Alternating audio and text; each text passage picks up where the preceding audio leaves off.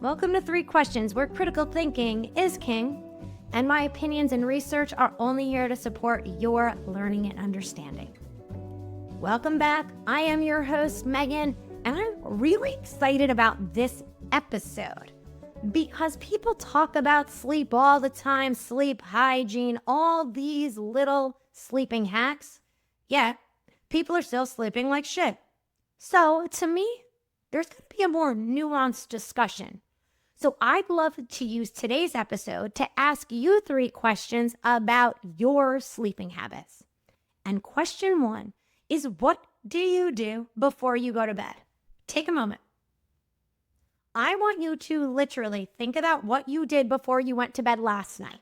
Let's not think about 2 nights ago. And can you even remember what you did last night? Okay, I remember. So for me, I was actually working pretty late.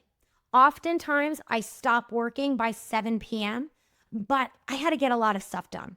So I set the tone that I would be working a little late, and then I was going to watch a little TV in bed and then go to bed. Well, now imagine you're my husband, who has now been in bed for like 2 hours, and I come up and turn on the TV. Let's just say he wasn't pleased with, my plans. Now, I could have let that bother me, or I could have changed my plans. And what I did was I got out of bed. I actually got down on my floor and I did some cat cows. And you're thinking, God, Meghann, why are you so weird? I don't want to do cat cows before bed. Well, just hear me out a minute. The reason I did cat cows is I wanted to change the sensory information my body was getting. Now, the biggest complaint I get from clients, especially my clients with neurocondition, is their pain and symptoms get worse when they are sleeping. Now, there are a lot of factors I'm not going to go into, but the biggest one is when we lay down in bed, well, there's a very different sensory input on our body.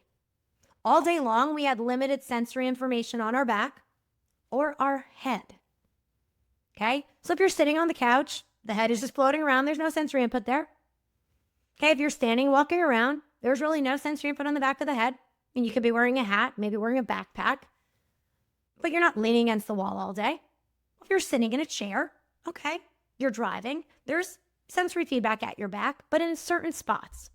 When we sleep, I'm talking on your back for a moment, there is sensory information from the top of our head to kind of our feet. Now, what's really cool about that is, depending on the type of bed you like hard or soft, our bed kind of reacts to our body shape. But here's the weird thing.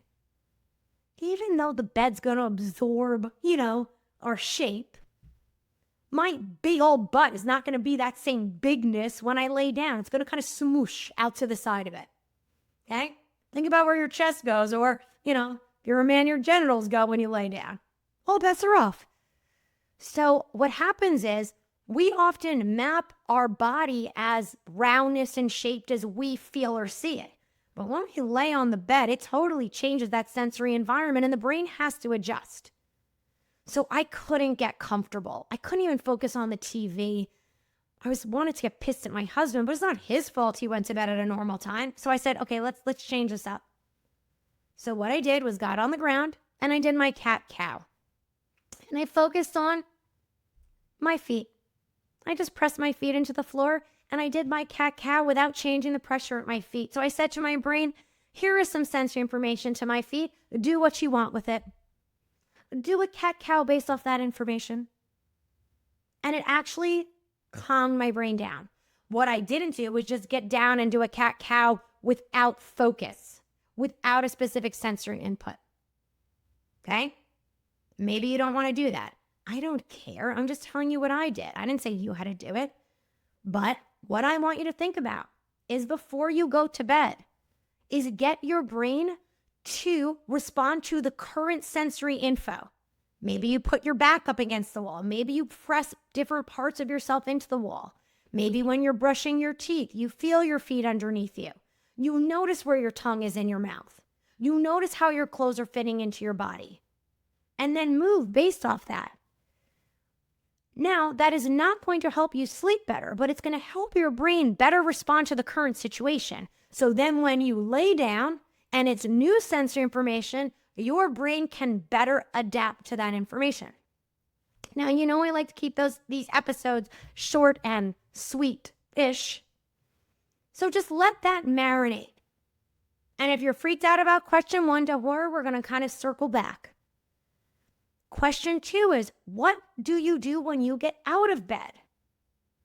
And don't tell me stare at the sun or open your legs wide so your genitals get to see the sunlight. I don't want to hear that. Yes, is sunlight first thing in the morning great? Yeah. But can your eyes adjust to that sun pressure? Does your brain know where you are in space? Can you feel your feet? Do you feel like shit? Are you disoriented? So what do you do when you get out of bed? Some of us just pop up. Maybe you got to pee. I don't know. But what if you spent a moment in bed moving individual parts or focusing on how your body feels in the bed? Feel the heaviness of it. Roll to the side. Or my favorite is do one eye exercise. Why do I like to do one eye exercise? Well, my eyes have been closed for hopefully 8 hours, maybe more. I don't have kids. Kind of a luxury I can sleep that long. So they're closed. Now, that doesn't mean your eyes aren't working. They're doing a lot when we're sleeping, especially in different cycles. But when we open them, our eyes have to adjust to the change in light. Our eyes have to find focus. And oftentimes they're like, give them a minute. Something I like to do, and I empower you to try this. I wake up. I feel the heaviness of the blanket on my body. I often like my feet out of the heaviness of the blanket. People with the tight tucking, just enough. I don't know how you deal with that tight foot thing.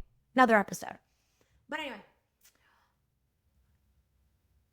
put a thumb up and just do some convergence. Literally, wait till your thumbnail comes into full focus. If you're picking your cuticles like I do, I got a little scab there. Look at something specific. And just bring that thumb slowly towards your nose and away. And don't force it. Go slow and make the range of motion bigger as you go. Help your eyes focus. That's going to help your eyes adjust to things far away and close up. You might hate that one. Maybe you look up at your ceiling and you turn your head in multiple directions while staring at that specific visual target. You can use a vestibular ocular reflex. Do something to warm up your visual system. And why this is important, guys, is our visual, vestibular, inner ear, and our proprioception of where we are in space. That dictates our balance. So if you feel off balance when you get out of bed, well, tune into one of those systems. Tell the brain what's up. Let the eyes focus. Take a goddamn beat before you get out of bed. Now, if you have to pee, okay, we'll do this when you're on the toilet. Okay? Get to where you got to go. Pause there. Let your eyes adjust. Now, question 2B. Is scrolling on your phone the first thing you do when you get out of bed? Zero judgment. I catch myself doing it as well. But remember what I just said about your eyes and how they're not fully warmed up yet? Think of scrolling on your phone as plyometrics for your eyes. Okay? So if your phone is crystal clear at the rate you're scrolling, think about how freaking hard our eyes are working. That is a lot of plyometrics first thing in the morning. It would be the same thing as me saying, get up out of your bed and do 20 jump squats as soon as you wake up. No stretching, no doing anything. You'd be like, no, Meghann, you are absolutely insane. You have officially lost your damn mind. Okay, same thing with scrolling. So if I'm crazy for doing jump squats, you're crazy for doing scrolling. So take a beat, warm up your eyes before you do your scroll. Cool? The other thing to think about when you get out of bed is, what are you focusing on? Are you focusing on your strongest system or part, or your weakest? So a lot of my clients, have foot drop, they have neuro conditions, or they're injured. So they're always so tentative about that body part. So say if I've got a bum wheel on my right foot, I might be hyper vigilant of that right foot. But let me give you a little food for thought. that right foot, if it's injured, if you got foot drop, if you have a neuro condition, she's not getting a lot of sensory input, and the brain is having trouble processing what he or she is even giving the brain. So it would be like yelling at a deaf person first thing in the morning. They're not going to like that. They're not going to get anything from that. So what if instead you focus on a part that gives you zero problems? Probably gives you zero problems because you're not really using it as much. Or it's beautifully mapped and there's no problems. Either way, bring some attention to it. You got a bad right foot? Move around your left shoulder. You got a bad right foot? Move around your right shoulder. I believe in diagonals, but I also believe in quadrants. So move another part, diagonally or above the joint you hate. What that's going to do, mobilizing it first thing in the morning, is not going to fix the world's problems. But by moving it around a little bit, it's going to bring the brain's attention to that joint and alert the brain that, yo, we've got some other joints we could use today. How about you use this one? Because we need to support in order to fix. If you've got a bum wheel, you've got to make sure the rest of the system can support and integrate the change. So question number 3. Y'all are going to hate it. Do you meditate? Well, do you? What does meditation mean? There's a lot of different forms of meditation. Sometimes you listen to a meditation, sometimes you guide your own. Sometimes you're just quiet. Sometimes you're quiet in your brain and move in your body. Remember what I told you that I did last night to calm my nervous system and help me get to bed? Because you know what? I was bad. I worked too late. I was looking at screens. I was doing all the shit you're not supposed to do. What am I supposed to just suck it up? No. I did a moving meditation. I got my brain to focus on one thing and then challenged my body to move without disrupting what I was focusing on.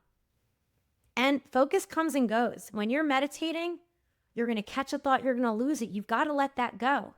When you lose a focus, we can come back to it.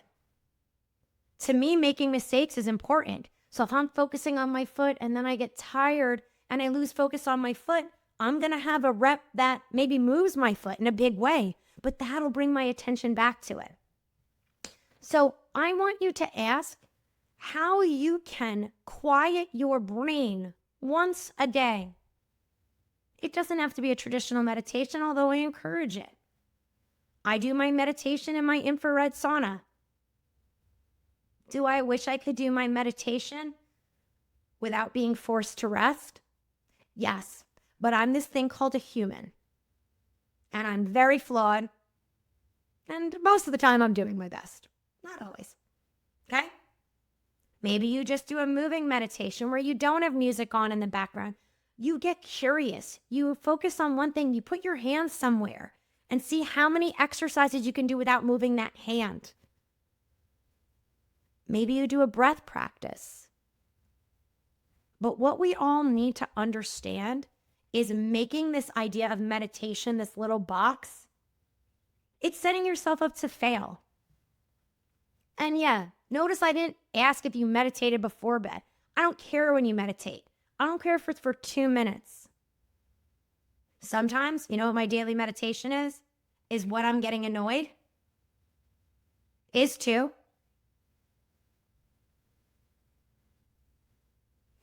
I just did it. If you're watching me on YouTube, you saw me close my eyes and not really take a deep breath, but I got that idea from my dogs. Anybody have a dog who sighs as if they pay taxes and worked a 9 to 5? My dogs do. But sometimes I don't have the time, energy, or mental focus to get into a moving meditation or a good meditation. So I close my eyes, remind myself I'm human, do something that makes a sound, a shift, a gurgle, maybe activates my vagus nerve, maybe doesn't. But it's my kind of cue to flip the script, to freaking relax, to ask myself, why am I getting so worked up over nothing? So to go back to question 1, what do you do before bed? Don't make it a big to-do, my friends.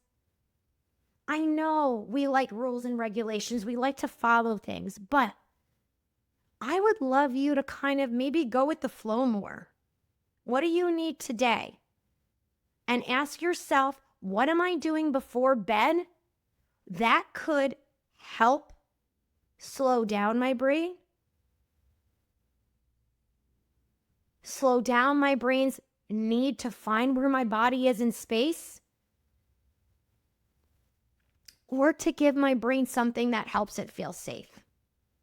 I've actually had clients wear shoes in bed. Now, I know that sounds terrible, but these are clients that were having tremendous nerve pain in their feet. Their MS was progressing. The nerve pain was unbearable. So I said, wear your shoes. Help your brain know where your feet are in space. Move your feet before you go to bed. Move your feet before you get up. But not moving your feet in the shoes. Keep your foot in the shoe and move the foot and the shoe together, almost like a game of operation. So your brain is kind of mapping your foot as the shoe. Is that going to help you differentiate the joints of your foot? No. But it's going to help your brain know where your foot is. So it's not searching for it, and it's going to feel safe. It'll allow you to sleep, because without sleep, good luck being a human. What do you do the first thing before you get out of bed? Maybe you can change that to, again, wake the brain up, quiet the brain down, help the brain feel safe. And guys, I'm talking something quick. And do you meditate? And what does meditation mean to you? How you can use these questions for a client is to ask them the questions. Then, based off their answers, that's how you provide their solution. If the client says, I got to jump out of bed first thing in the morning, I've got some prostate issues and I need to pee immediately. Okay. So as soon as they get out of bed, they are going to jump out of bed, go to the bathroom, and you are going to give them their exercise there while they're going to the bathroom. Maybe it's not changing the pressure between their hand and what they're holding on to pee. Maybe when they're sitting on the toilet is focus on the pressure under one of their feet, or finding a visual target and tucking their tailbone, doing a little posterior pelvic tilt without getting below what they're looking at. If the client says, I need to lay in bed for a while, and then I don't want to get out of bed, and then I'm feeling anxious, well, you give them some eye exercises and exercises directly in bed, feeling how the shape of their body changes when they get in and out of bed. I like to call it floating. So I almost ask clients to think of their bed as like a pool, and all their meat is under the surface. So can you roll to kind of get your butt out of the water, and then slowly roll back and dip your butt to tap the top of the water and then go under it? Okay? I might give them leg slides. I might ask them to do their knee drops. I have one of my clients literally put the remote control on their pubic bone, not move the remote control as they move their legs to isolate their hips. It's only a stupid exercise if it doesn't fit into the client's life and it doesn't achieve the goal.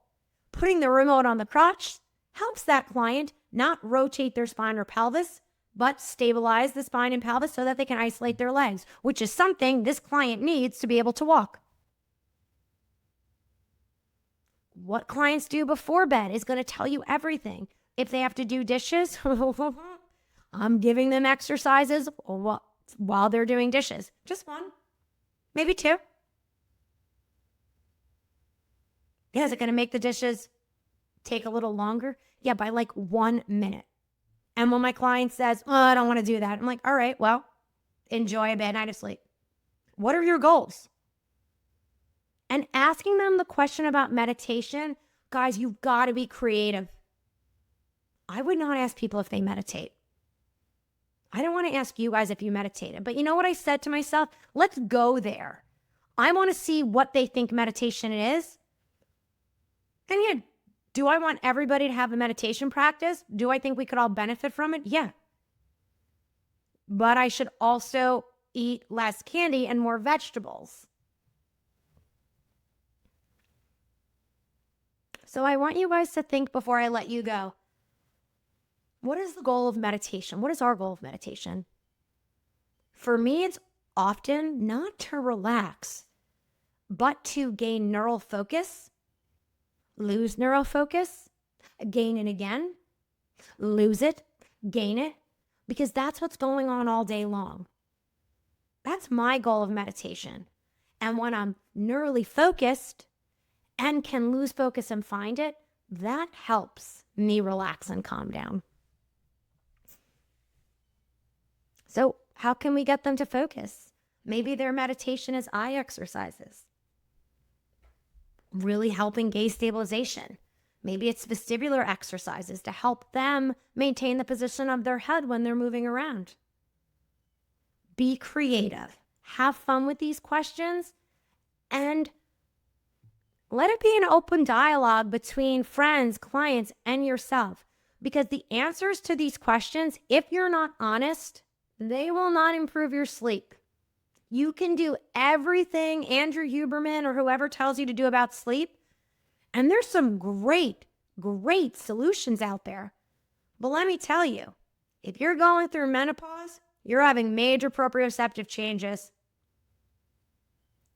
Your body's changing. The laxity in your ligaments is changing. Shit's kind of weird. So when you go to rest in your bed, your brain is like, what is going on? When you roll over, you might not stabilize. Your body might go into gripping and patterns. It can lead to a lot of heat flashes, hot flashes, right? It's a vasovagal response. I'm not saying I can control hot flashes, but having solutions and preemptive things to help your brain feel safe is crucial. Okay? I don't want to leave people who aren't going through menopause out of the equation. Maybe you're like an athlete and you're worried about your sport. You're worried about what you're doing wrong or the coach yelling at you. Well, we can't focus on the goal. We have to focus on what helps us get to that goal, and focusing on sleep and how to get your brain prepped and body ready to sleep rather than cramping or feeling uncomfortable or being oversore is crucial. And if you're at a certain age and have a prostate, I hate that it's normalized that you have to wake up and pee multiple times. I actually had a client, I know I'm going off topic, tell me that their doctor was impressed because they only had to get up and pee twice because the doctor's like, oh, I've got to get up to pee 6 times. What is it, a competition? Now let me tell you, all of my clients that have this problem, when we improve their foot tip connection in multiple positions, their pelvic floor responds differently. Don't even need pelvic floor exercises. Their pelvic floor is overactive, squeezing that damn prostate. No wonder it's overworking and enlarged. Shit is working hard. Okay? So easy solutions to big problems, but it does take time and focus. So I hope you enjoyed these 3 questions. I hope it fostered a little bit of deeper understanding about how complex humans are and how complex sleep is and how hypervigilant our damn brain is when we try to relax. So pick the question that resonated with you, make one change, and I look forward to hearing from you. I was going to say seeing you in the next episode, but I don't get to see you, you see me. So enjoy this episode and see you guys next time. Thanks.